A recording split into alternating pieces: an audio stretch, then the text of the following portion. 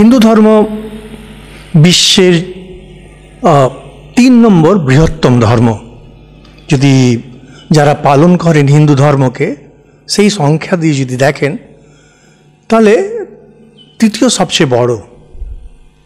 এর মধ্যে আশ্চর্য হলো হিন্দুরা ধর্মান্তরণ ঠিক করে না, টাকা পয়সা দিয়ে হোক, ভয় দেখিয়ে হোক। হিন্দুদের ইতিহাসে কখনো এরকম হয়নি। আর আজ থেকে হাজার হাজার বছর আগে যারা হিন্দু হয়েছেন তারা ঋষি ও সন্ত মহাত্মাদের জীবন দেখে তাতে প্রভাবিত হয়ে হিন্দু হয়েছিলেন। আশ্চর্য এটাই যে যেখানে কোনো ধরনের চাপ নেই, সে টাকা পয়সাই হোক, বন্দুকেরই চাপ হোক, তার সত্ত্বেও এত বিপুল সংখ্যায় হিন্দু সারা বিশ্বে। হিন্দু ধর্মের বেশ কিছু বৈশিষ্ট্য রয়েছে। যার প্রথম হলো এটা যে কোনো মহাত্মা, কোনো মহাপুরুষ, কোনো ঋষি কোনো একটি জায়গায় কোনো একটি সময় এটা যে স্থাপনা করেছেন তা না। হিন্দু ধর্ম দাঁড়িয়ে আছে কিছু সনাতন আধ্যাত্মিক সত্যের উপরে, যার জন্য অনেক সময় এনারা এটাকে সনাতন ধর্ম বলেন। সনাতন ধর্ম আর হিন্দু ধর্মের মধ্যে কোনো তফাৎ নেই।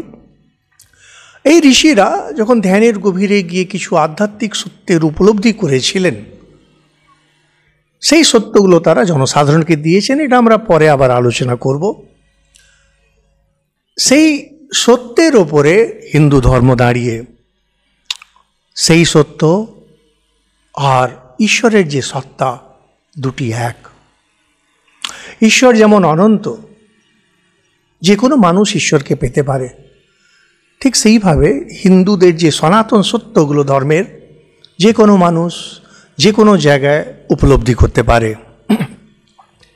হিন্দু ধর্মের মূল উদ্দেশ্য কি? মূল উদ্দেশ্য হচ্ছে তুমি বোঝো যে তুমি ঈশ্বরের সঙ্গে এক।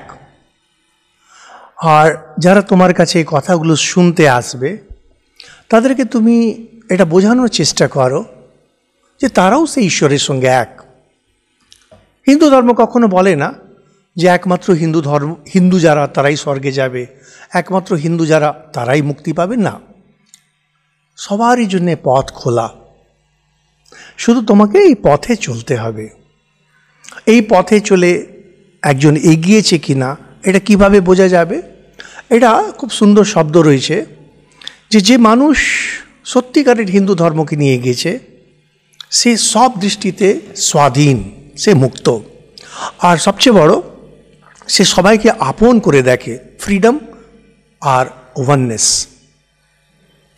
সর্ব অবস্থায় তার একটা মুক্তির ভাব, যে শারীরিক চাহিদাগুলো সেটা থেকে মুক্ত, মনের যে চাহিদাগুলো সেটা থেকে মুক্ত, জন্ম মৃত্যু যে বন্ধন সেটা থেকে মুক্ত। তার সঙ্গে এটা সত্যি সে মুক্ত কিনা কি করে বুঝবেন? বসুধৈব কুটুম্বকম। সত্যিকারের যিনি ঋষি, সত্যিকারের মহাত্মা কাউকে আলাদা করে দেখেন না যে আমি হিন্দু তুমি অন্য ধর্মের, এইভাবে দেখেন না। হিন্দু ধর্ম এত মহান ধর্ম যে কোনো চেষ্টা চালানো হয়নি, তার সত্ত্বেও এর প্রভাব বিস্তার একদিকে চীন পর্যন্ত ছিল, অন্যদিকে থাইল্যান্ড ইন্ডোনেশিয়া অবধি। আর এখনও যদি আপনি দেখেন থাইল্যান্ড ইন্ডোনেশিয়া আদিতে হিন্দু ধর্মের প্রভাব সাংঘাতিক। বৌদ্ধ ধর্ম যেটা হিন্দু ধর্মেরই সন্তান, এই দুটোকে মিলিয়ে যদি দেখা হয় তাহলে হাজার হাজার বছর ধরে পুরো এশিয়াতে একমাত্র এই দুটি ধর্মই রাজ করেছে। কিন্তু দুর্ভাগ্য, ধীরে ধীরে ধীরে যে কোনো কারণেই হোক হিন্দুদের যে অবস্থান এখন ছোট হতে হতে বেশিরভাগই এনারা ভারতবর্ষে, নেপালে আর বাংলাদেশে আছেন। যদিও সারা বিশ্বেই আছেন, কিন্তু মূলত যদি সংখ্যা দিক থেকে দেখা যায় মাত্র এই 3টে জায়গায় আছেন। তার কারণ হলো যে যদিও হিন্দু ধর্ম এক মহান ধর্ম, সত্যিকারের মহান, কারণ সবাইকে মুক্তির পথে নিয়ে যাচ্ছে। আর এটা যেটা বলা হলো যে সেখানে কোনো বিভাজন করে না, আমি তুমির বিভাজন করে না। যেমন যেমন আমরা এগোবো আরও অনেক কিছু কথা দেখব। তা সত্ত্বেও হিন্দুদের দুর্ভাগ্য যে এর উপরে আক্রমণ ভেতর থেকে আর বাইরে থেকে সদা সর্বদা হয়ে এসেছে। আর বর্তমানকালে দেখা যাচ্ছে এই আক্রমণগুলো যেন একটু বেশি হয়ে যাচ্ছে। কিছু লোকে আছেন যারা হিন্দু ধর্মের শুধু দোষ দেখেন, সবসময় আক্রমণ করে যাচ্ছেন, সোশ্যাল মিডিয়া দিয়ে হোক অন্যান্য মাধ্যমে হোক করে যাচ্ছেন।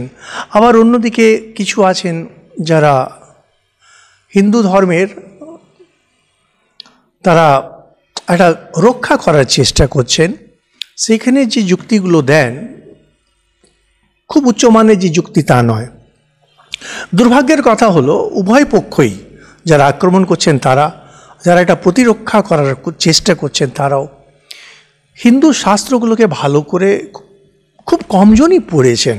সাধারণ জনের কথা তো ছেড়েই দিন। আমরা সেই জন্যে চেষ্টা করছি যারা সাধারণ জন, যারা একটু জানতে চান হিন্দু ধর্ম কী, হিন্দু ধর্মের মূল বিস্তার কী, হিন্দু ধর্মের শাস্ত্র আদি কী, সেই ব্যাপারে ছোট ছোট ছোট ছোট করে এই ভিডিওসগুলো আমরা বানাবো। আমাদের চেষ্টা সবসময় থাকবে শাস্ত্রে যেমনটি বলা হয়েছে, শাস্ত্র বলতে আমরা বেদ থেকে শুরু করে রামায়ণ, মহাভারত, উপনিষদ, পুরাণ আদি হয়ে আচার্য শঙ্কর আর শ্রী রামকৃষ্ণ বিবেকানন্দ অবধি সবটাই আমাদের কাছে শাস্ত্র। এই শাস্ত্র মাধ্যমে হিন্দু ধর্মের যে স্বরূপ কী সেটা আপনাদের সামনে আমরা দাঁড় করাবো। একটাই কথা বলতে পারি যে আমার তরফ থেকে কোনো ভুল ভ্রান্তির সম্ভাবনা থাকবে না। যদি থাকে হয়তো হয়ে যেতে পারে, কিন্তু সেটা চান্স। আর যে পুরো চেষ্টা থাকবে শাস্ত্রে যা বলা হয়েছে ঠিক যেমনটি তেমনটি আপনাদের সামনে রাখা হবে। এই বলে আমরা এই সিরিজ শুরু করছি। জয় ঠাকুর।